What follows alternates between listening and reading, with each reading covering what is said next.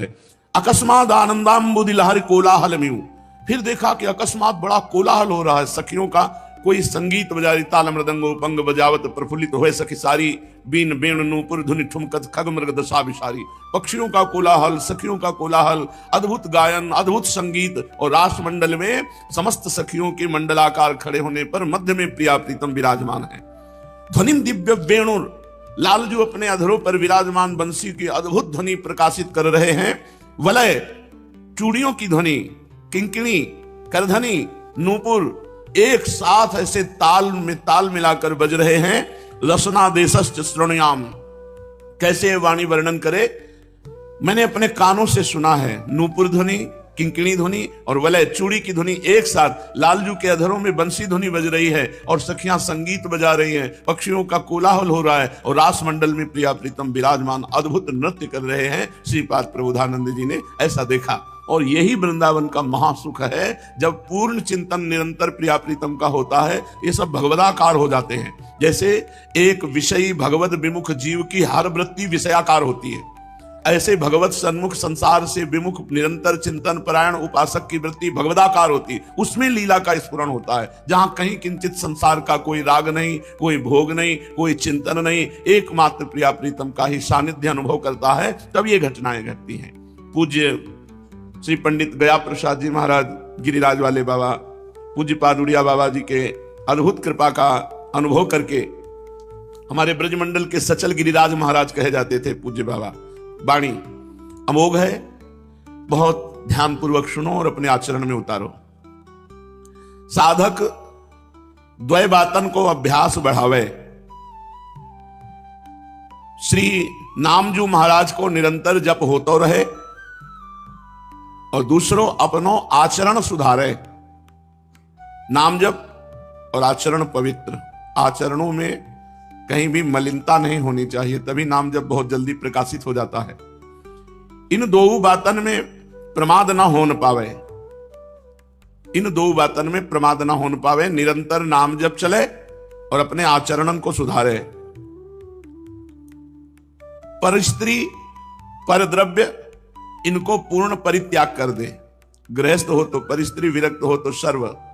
जितनी भी जगत में माताएं बहनें हैं, सब परम पवित्र हमारी श्री जी की सखियां हैं, कभी उन पर गंदी दृष्टि न करे। पर स्त्री पर द्रव्य को पूर्ण परित्याग करे।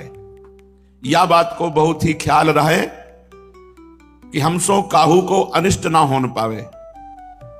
जब तुम गृहस्थ हो तो गृह के समस्त परिवार को पालन पोषण करो, परिवार को सन्मार्ग में लगाओ।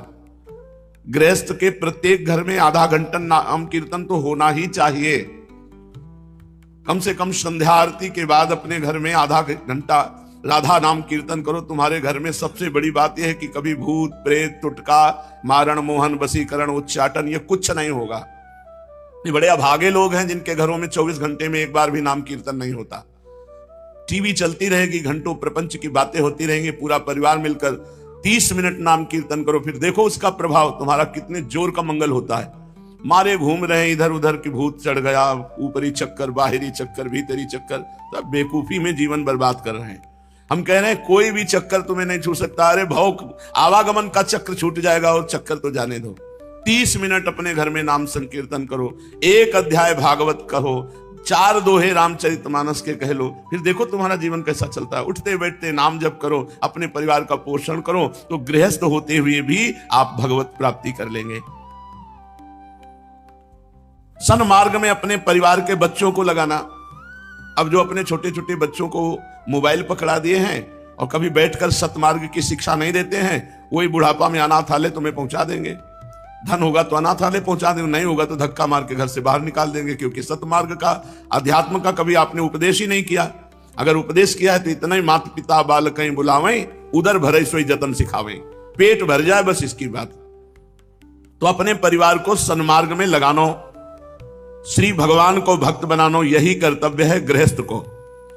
और सत प्रयत्न द्वारा धन संचय करनो, गृहस्थ को यहू कर्तव्य है कि धर्म के द्वारा धन कमाए, अधर्म के द्वारा नहीं। बेईमानी, घूसखोरी, अधर्म के द्वारा कमाया हुआ धन तुम्हारे परिवार की बुद्धि भ्रष्ट कर देगा, तुम्हारे परिवार में ऐसे रोग पैदा कर देगा, जीवन बर्बाद हो जाएगा। इसलिए मेहनत का 100 रुपया ठीक, अधर्म के 1 करोड़ नहीं ठीक। 100 रुपया में दाल रोटी खाओगे, स्वस्थ रहोगे, चैन से जीवन व्यतीत करोगे।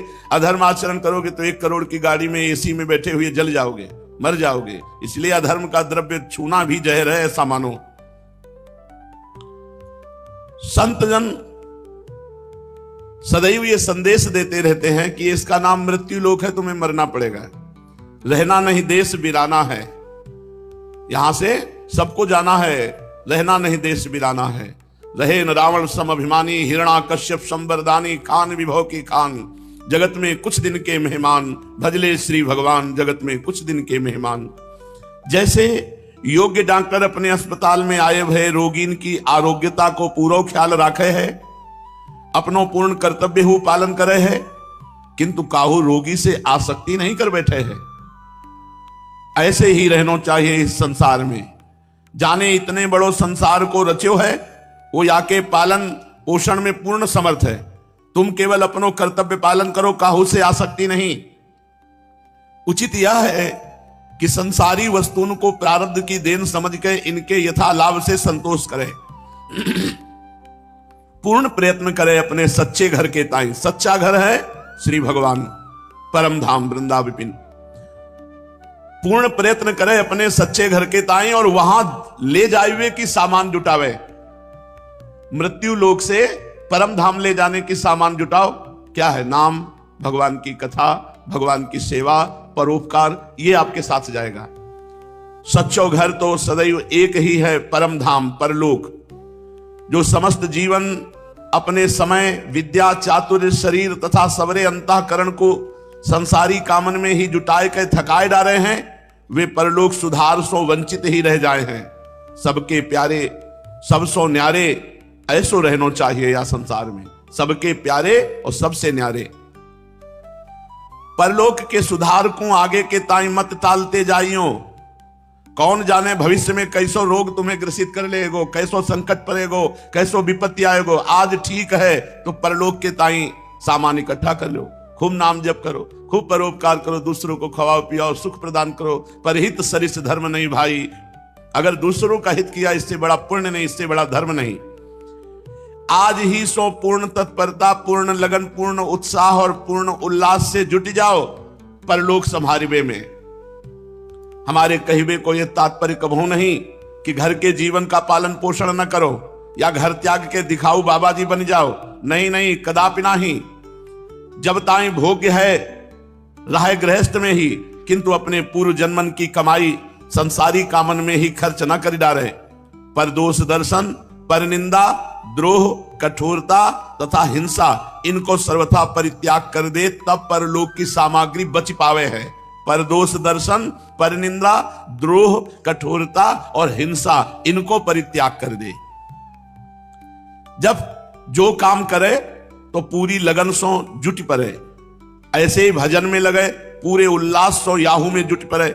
ईमानदारी तो तब है जब भजन में 100 गुना उत्साह हो, सांसारिक कामन से बढ़ गए। श्रद्धावान रहो, गंभीर स्वभाव बनाओ, सरल चित्त रखो, सदाचारी, पवित्र आचरण, सुशील, नम्र, सदगुरुदेव भगवान की सेवा, दीनन की सहायता, परोपकार, उदार, क्षमाशीलता बनवे को अभ्यास बढ़ावे। यही परलोक को धन है। श्री प्राण जीवन धन में प्रेम बढ़ावे। पूर्ण प्रयत्न करते रहे कि हमारे प्राण जीवन धन सो प्रेम हो जाए। केवल आत्मीयता चाहे हैं प्रभु, अपनोपन चाहे हैं। जितना अपनापन प्रभु से होता जाएगा उतना ही प्रेम बढ़ता जाएगा। परम कल्याण के ताई जीवन में 2 बातें परम कर्तव्य हैं कि सुख दुख, लाभ हानि, मान अपमान तथा संयोग वियोग आदि द्वंद्व जब आए तो उनको सहो। काहू से सहायता मत मांगो। रहीमन मन की मन व्यथा रखिए मन में गोए, सुनी थिलई है लोग सब बांट न ली है कोई। अपने दुख की बात किसी से मत कहो। कोई तुम्हारे दुख में सहयोग देने वाला नहीं है और तुम्हारा उपहास करेगा। अपने मन की बात केवल ठाकुर जी से कहो। जो तुम्हारे जीवन में सुख दुख आवे, लाभ हानि, मान अपमान, संयोग वियोग आदि द्वंद्व जो आ जाए उनको सहतो जाए। हाँ, आगे के ताई अपनो मार्ग परिमार्जित उज्जवल बनाता जाए। कैसी ही परिस्थिति आ जाए परंतु किसी से दुश्मनी ना होने पावे। काहू से वैर ना होन पावे।